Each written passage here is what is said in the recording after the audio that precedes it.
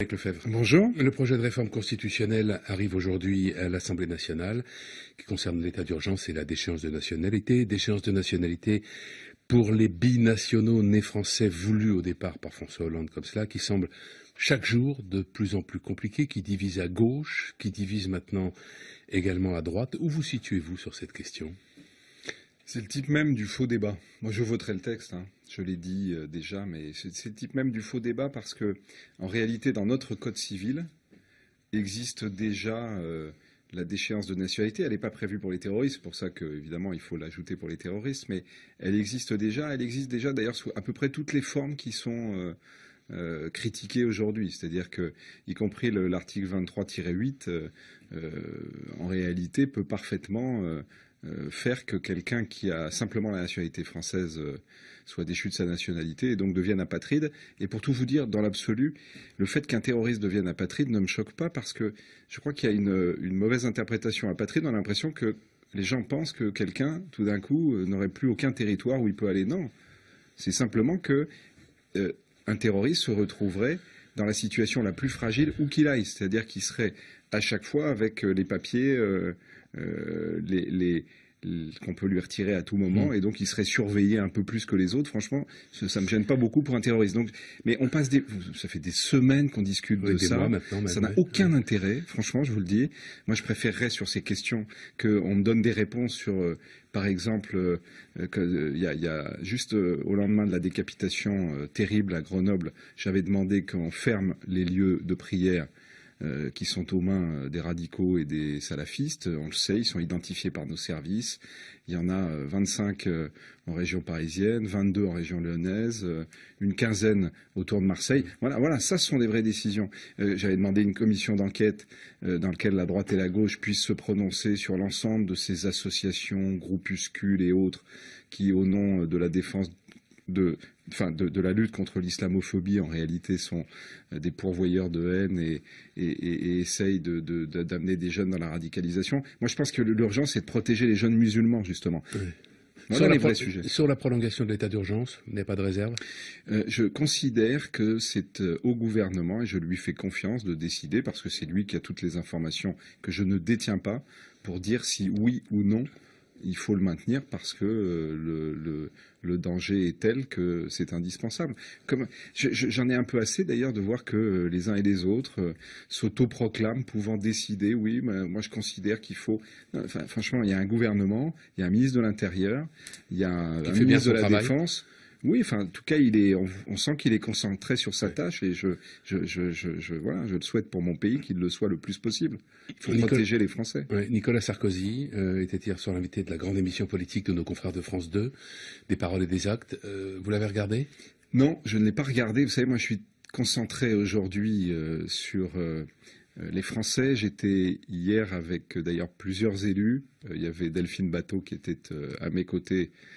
Nous discutions avec Gaspard Koenig à l'invitation du think tank Génération Libre sur l'allocation universelle, qui est un projet pour notre pays, un modèle que je défends aujourd'hui parce que je considère que le vieux modèle français est à bout de souffle. Alors ça, c'est depuis quelque temps, mais le nouveau Frédéric Lefebvre. Vous serez candidat à la primaire de la droite et du centre. On verra si le centre y sera, c'est pas encore absolument certain. Vous avez changé. Vous étiez porte-parole de l'UMP. On vous appelait à l'époque, vous vous en souvenez, le porte-flingue de Nicolas Sarkozy. Vous avez changé. Aujourd'hui, vous êtes favorable à un gouvernement d'union nationale, à un revenu universel. Qu'est-ce qui vous est arrivé ? Vous savez, moi, je pense d'abord que ce qui est essentiel aujourd'hui pour nos compatriotes, c'est qu'on essaye de se concentrer sur les difficultés qu'ils rencontrent. Et je crois qu'il y a le vieux logiciel droite-gauche, je pense qu'il est usé jusqu'à la corde. Moi, je pense qu'il faut bâtir une nouvelle identité politique. Alors, je ne suis pas simplement dans les mots, vous le rappelez, parce que moi, j'essaye d'accorder mes actes avec mes mots. Et quand il y a de nombreux mois déjà, j'ai voté, par exemple, le pacte de compétitivité, parce que je pensais que c'était bon pour les entreprises de le voter. J'étais le seul dans ma famille politique. Sur la loi Macron, nous étions un peu plus nombreux. Mais en même temps, vous vous rappelez, quand j'étais porte-parole de ma famille politique, je ripostais à des attaques incessantes de l'opposition contre tout ce que faisait le gouvernement que je soutenais à l'époque, et je m'étais fait une promesse, c'est que moi, dans l'opposition, je ne tomberai pas dans ce travers. Et aujourd'hui, je le dis à mes amis en permanence, arrêtez de faire exactement ce que nous reprochions au Parti socialiste à l'époque. C'est-à-dire, plutôt que de travailler, d'imaginer, de dessiner un chemin et un espoir, de passer son temps à essayer d'espérer la chute du gouvernement actuel, des erreurs du gouvernement actuel, parfois même se féliciter quand il y a de mauvais résultats parce que c'est pas bon pour lui politiquement. Vous voyez ça, cette politique-là, elle a pas de sens pour les Français. Alors, on évoque 2 points, et il nous reste 3 minutes. Le gouvernement d'union nationale, vous y croyez, vous défendez cette idée. Nicolas Sarkozy, lui, dans son livre « La France pour la vie », dit précisément l'inverse, que ceux qui croient qu'en réunissant les meilleurs de chaque camp, on pourrait sortir la France de ses difficultés, n'y croient pas. Il faut, dit-il, aller au bout de ses convictions plutôt que d'être dans le compromis permanent. Le compromis permanent, ça peut fonctionner? C'est amusant parce que il y a 2 manières de voir les choses. Moi, j'ai commencé ma vie politique, j'étais très jeune avec Jacques Chaban-Delmas. J'étais la petite main du cabinet à l'époque, je faisais mes études. Et moi, j'ai compris une chose, c'est que, avec Jacques Chaban-Delmas, c'est que pour réformer, il fallait additionner.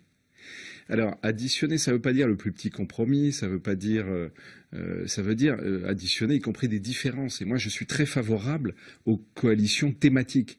Je pense que, par exemple, je le réclame d'ailleurs depuis des mois au président de la République actuel, qu'on puisse organiser, qu'il puisse nous inviter à un Grenelle de l'emploi, que droite et gauche nous mettions autour de la table pour bosser sur le chômage, c'est le sujet.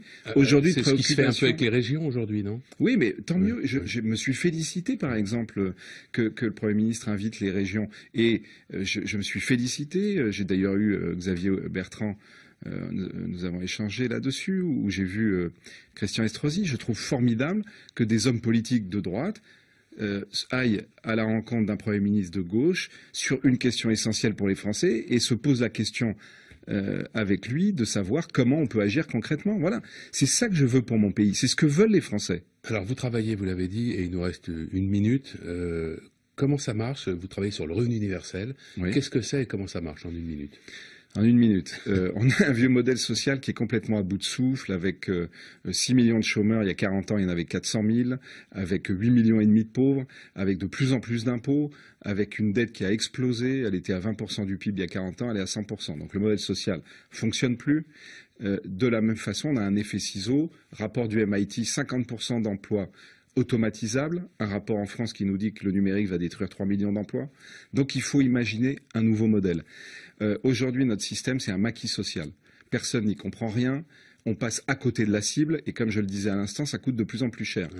Ouais. Donc il faut un dispositif extrêmement simple, avec une allocation qui soit sans condition, qui permette d'éviter la fraude, qui permette d'éviter qu'il y ait une multitude d'administrations qui soient là pour attribuer des allocations, qui ensuite soient là pour les contrôler, et au contraire rentrer dans une nouvelle logique. Et il y a beaucoup de pays qui sont aujourd'hui décidés à l'appliquer. Le Premier ministre du Québec l'a annoncé il y a quelques jours. La Finlande, qui est un gouvernement de droite, je le dis parce que certains me disent que je suis devenu un crypto-communiste ou un 12 utopiste, un gouvernement de droite qui est en train de l'appliquer.